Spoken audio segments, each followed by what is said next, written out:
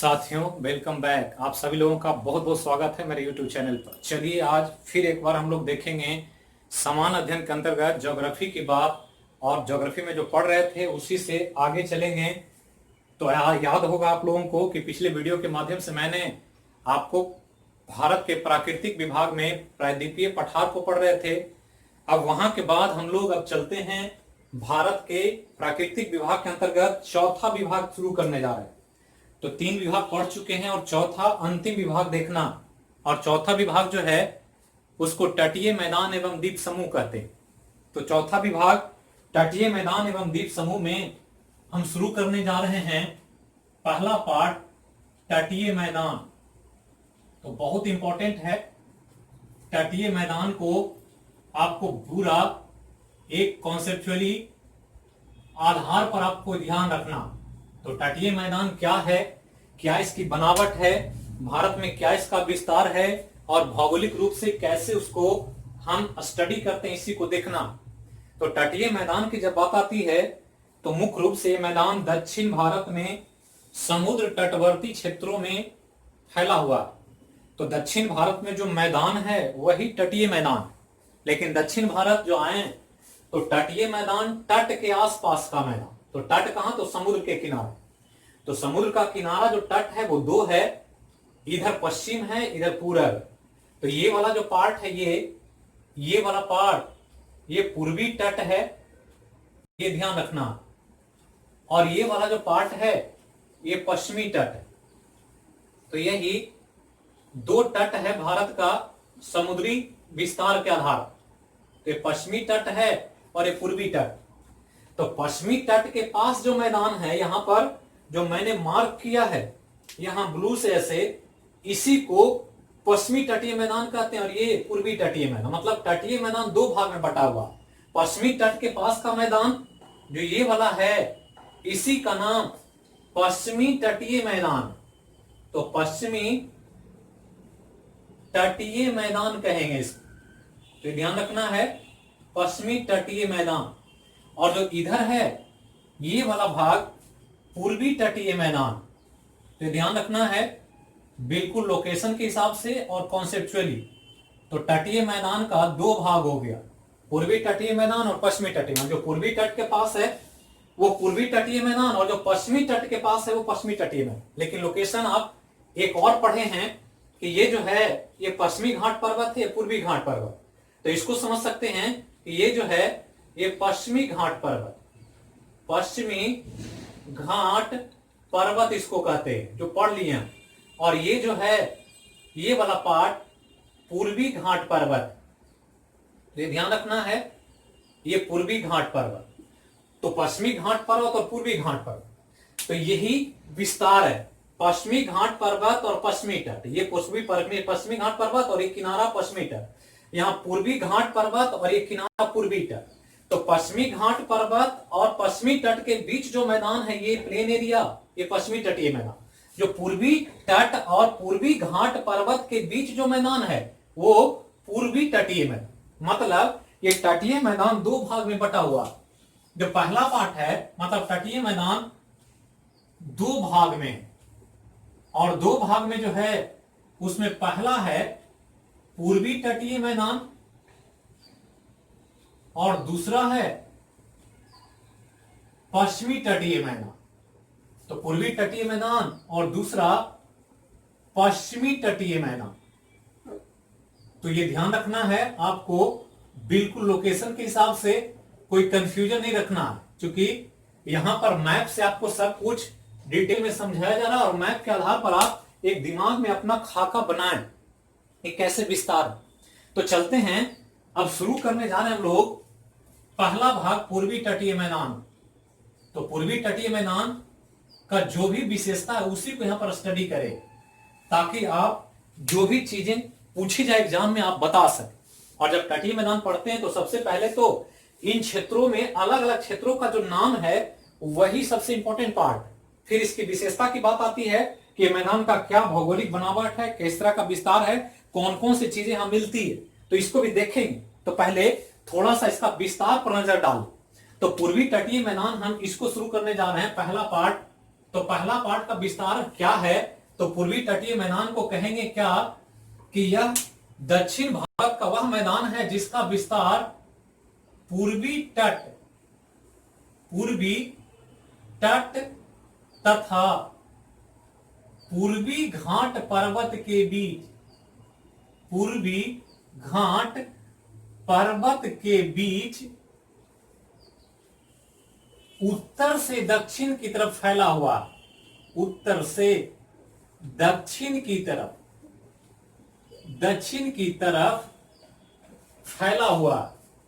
तो पहला तो यही ध्यान रखना कि ये जो है पूर्वी तट और पूर्वी घाट पर्वत, ये दोनों लोकेशन ध्यान रखना है, क्योंकि पूरब में है तो जो भी विस्तार है वो पूरब से रिलेटेड है।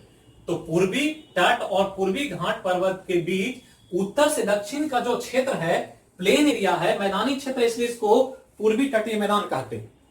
अब उत्तर में कहां से शुरू होता है, दक्षिण में कहां तक जाता है, इसको पहले तो सोचना है, पहले तो यही ध्यान रखना है। बाउंड्री पहले खींच दें चारों तरफ से, फिर बीच की बात करेंगे कहां पर क्या है। तो बाउंड्री एक तो यहां से बांध दिया, पश्चिम में ये पूर्वी घाट पर्वत तक और पूरब में पूर्वी तट तक, और इधर बंगाल की खाड़ी समुद्र है।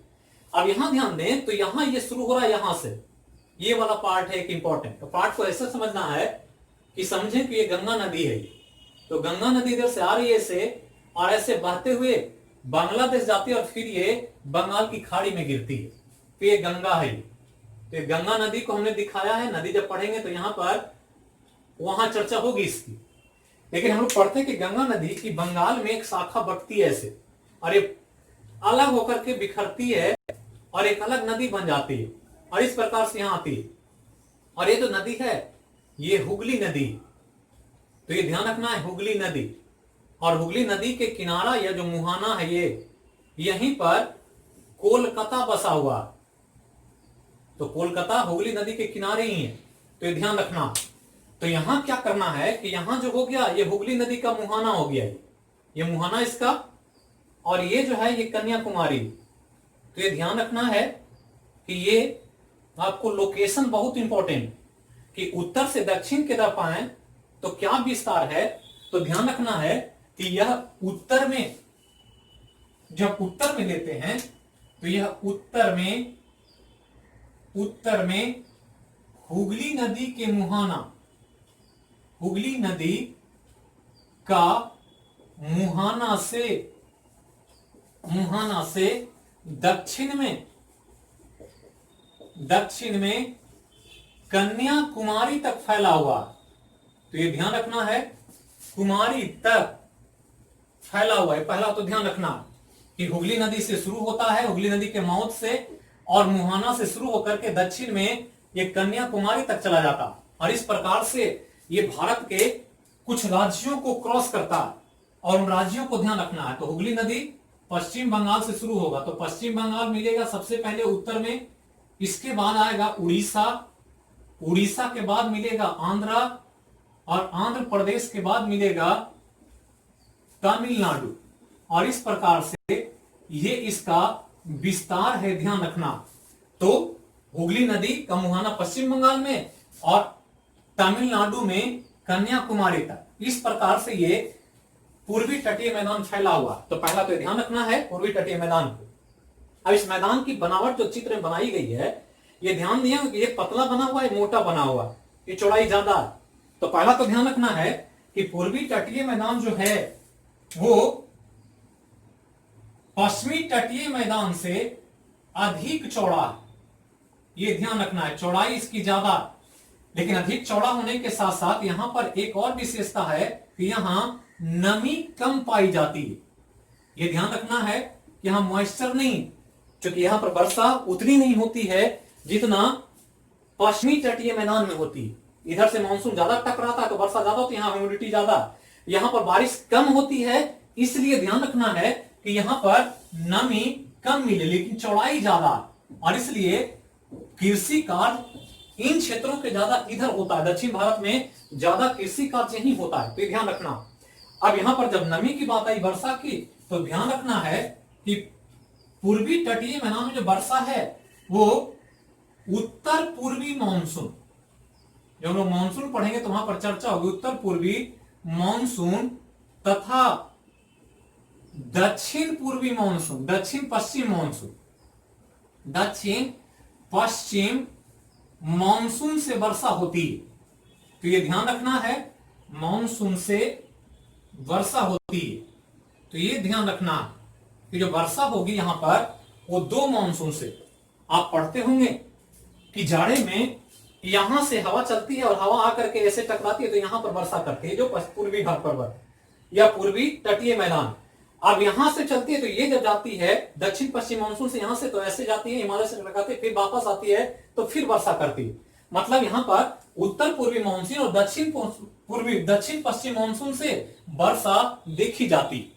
अब यहां पर ध्यान देना है कि जो चौड़ाई की हमने बात किया कि अधिक चौड़ा है, लेकिन चौड़ाई को अगर देखेंगे तो औसत चौड़ाई इसका पूरा अगर लिया जाए तो औसत चौड़ाई लगभग 120 किलोमीटर, कहीं कहीं 120, कहीं कहीं 130, लेकिन एक औसत 120 किलोमीटर की चौड़ाई वाला ये क्षेत्र है, ये ध्यान रखना। अब आगे चलें तो ध्यान रखना है कि इस औसत चौड़ाई 120 है, लेकिन सबसे अधिक चौड़ा भाग तमिलनाडु में मिलता है। तो चौड़ाई सर्वाधिक वाइड एरिया है वो तमिलनाडु में है। तो तमिलनाडु राज्य में इस मैदान की चौड़ाई सर्वाधिक देखी जाती है, तो यह ध्यान रखना। अब यहां के बाद इस तटीय मैदान का जो पूर्वी तटीय मैदान है वो ध्यान रखना है कि मुख्य रूप से यह बना हुआ है नदियों के निक्षेपण से। तो ध्यान रखना है, नदियों के निक्षेपण से बना हुआ मैदान है, और निक्षेपण जो है इसको आप डेल्टा भी कह सकते हैं। और इस रूप में यह नदियों के निक्षेपण से या डेल्टा से बना हुआ मैदान है, यह ध्यान रखना। अब यहां पर कुछ चीजें कॉन्सेप्चुअली समझनी है। होता क्या है कि नदियां जो दक्षिण भारत में जो बंगाल की खाड़ी में आती है, ये स्लोप नहीं है, ज्यादा छिछला नहीं है, मतलब गहराई नहीं है, स्लोप कम है, छिछला है। और छिछला होने की वजह से धार कम होती है पानी में मुहाने के पास, और इसलिए वो अपने अवसाद को, मलबे को अपने मौत के पास स्टोर करती है। मौत के पास स्टोर करेगी तो विभिन्न प्रकार के डेल्टा बनाएगी। और चूंकि बड़ी बड़ी नदियां हैं यहां पर, और वो नदियां अपने मुहाने पर डेल्टा को जमा करके इस मैदान का निर्माण कर देती है। चूंकि उपजाऊ क्षेत्र है, निक्षेपण क्रिया से बना है, जलोढ़ मिट्टी है, इसलिए यहां पर उपजाऊ क्षेत्र के रूप में कृषि कार्य बड़े पैमाने पर किया जाता है। तो ध्यान रखना है। तो निक्षेपण क्रिया है और ये छिछला एरिया, ज्यादा यहां पर गहराई नहीं, और इसलिए ध्यान रखना है कि पूर्वी तटीय मैदान के तटों के आसपास ज्यादा अच्छे या बड़े बंदरगाह, अच्छे या ज्यादा बंदरगाह नहीं मिलते हैं। यहां पर बंदरगाह जो भी है बड़ा बड़ा, वो सब पश्चिमी तटीय मैदान के पास है, बंदरगाह नहीं है। तो यह ध्यान रखना है। कुछ बंदरगाह है विशाखापत्तनम जगह जैसे, तो यह ध्यान रखना है कि कुछ है, लेकिन ज्यादा या अच्छे या बड़े बंदरगाह यहां पर इस साइड मिलेंगे, इस साइड में मिलेंगे, क्योंकि ये गहरा सागर नहीं है, समुद्र में गहराई कम, यहां गहराई ज्यादा। तो इधर ज्यादा अच्छे अच्छे भारी मालवाहक जहाजों के लिए बंदरगाह है, लेकिन इधर बंदरगाह नहीं।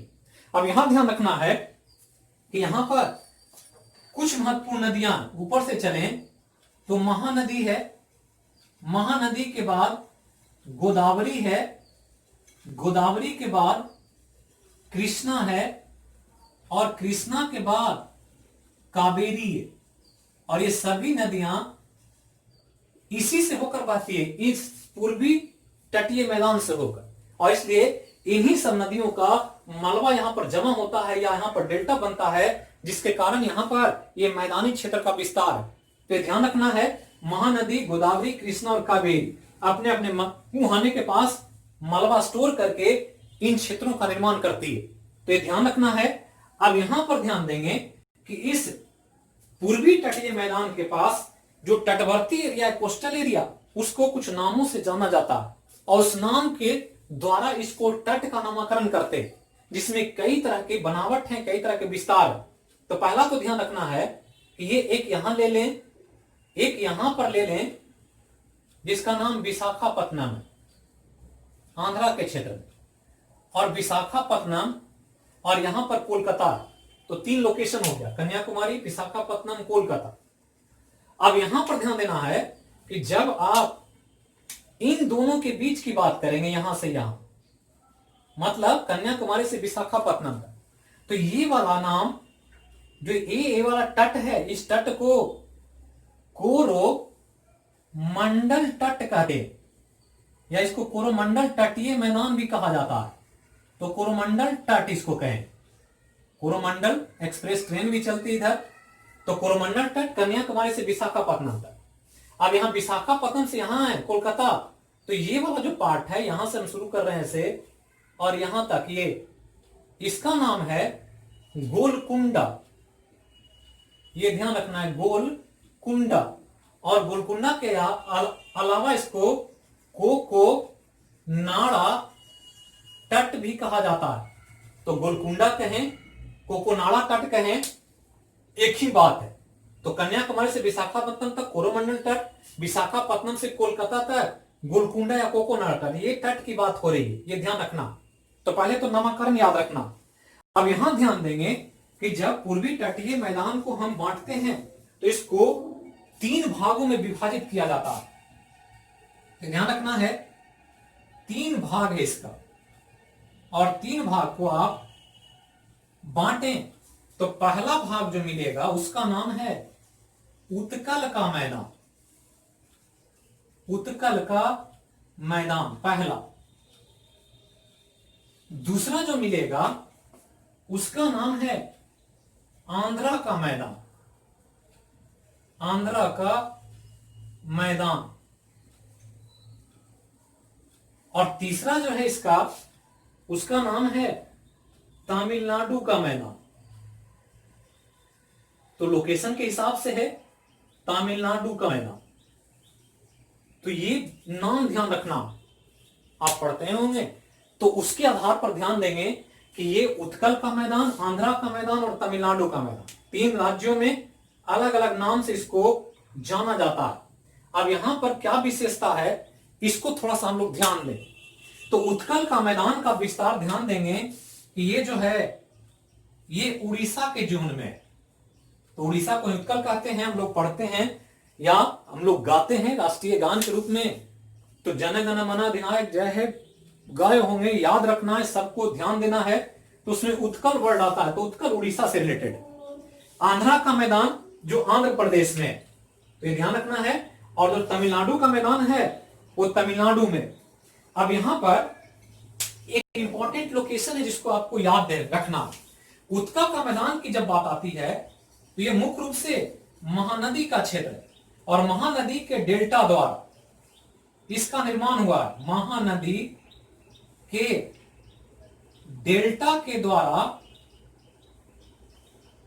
महानदी के डेल्टा द्वारा इसका निर्माण हुआ है। पहला तो ध्यान रखना, ये जो बना हुआ है महानदी के डेल्टा द्वारा। अब यहां ध्यान रखना कि उत्कल के मैदान में ही एक झील है जिसको चिल्का झील कहते हैं। तो चिल्का झील बहुत इंपॉर्टेंट है, और चिल्का झील भारत में सबसे बड़ा झील है, सबसे बड़ा खारे पानी का झील है।